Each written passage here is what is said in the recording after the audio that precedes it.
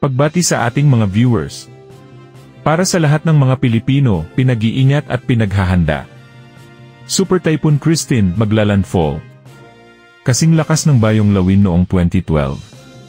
Para sa ibang detalye, panooring mabuti at pakinggan ito.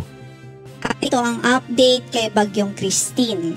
Napanatili po nito ang kanyang lakas na umaabot po sa 65 kilometers per hour near the center o maximum sustained winds na 65 kilometers per hour near the center at pagbugso o gustiness na umaabot po sa 80 kilometers per hour. At base po sa ating analysis, nakita natin ang sentro nito sa layong 335 kilometers silangan ho ng Virac, Catanduanes. So yung mata po nito ay nasa dagat ho, nasa east of Bicol region ang ating estimate ng kanyang sentro.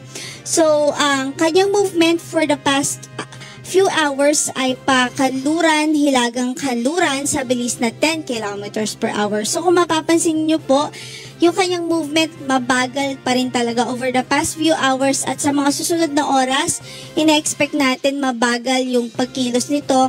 Isa po ito sa mga hindi magandang senaryo na nakikita natin dahil ibig sabihin po niyan, kahit hindi pa po nagla-landfall itong bagyo ay babad po tayo sa mga pag-ulan and yung impact din ng wind posibleng ma-expose yung ating landmass dito sa Bicol region, some parts of Eastern Visayas at yung natitirang bahagi pa po ng Luzon dito sa Central Luzon at Northern Luzon.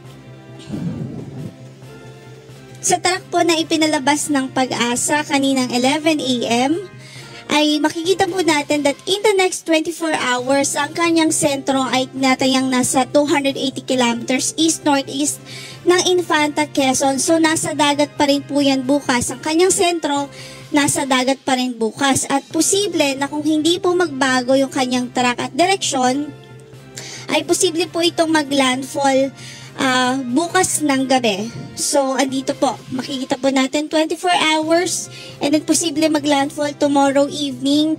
So, by 48 hours from now, severe tropical storm na po ito in the vicinity of Mayoyao, Ifugao.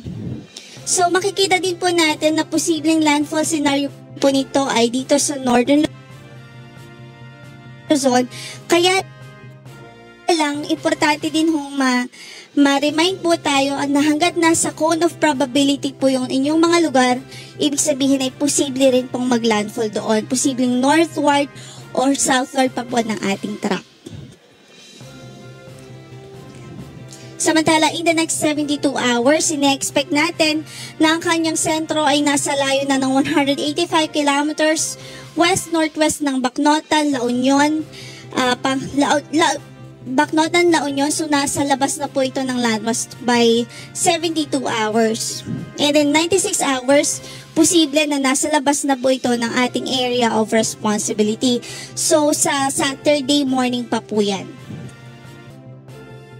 Kaya mga kababayan, lalo na sa mga bahaing lugar, mag-ingat at paghandaan po ito.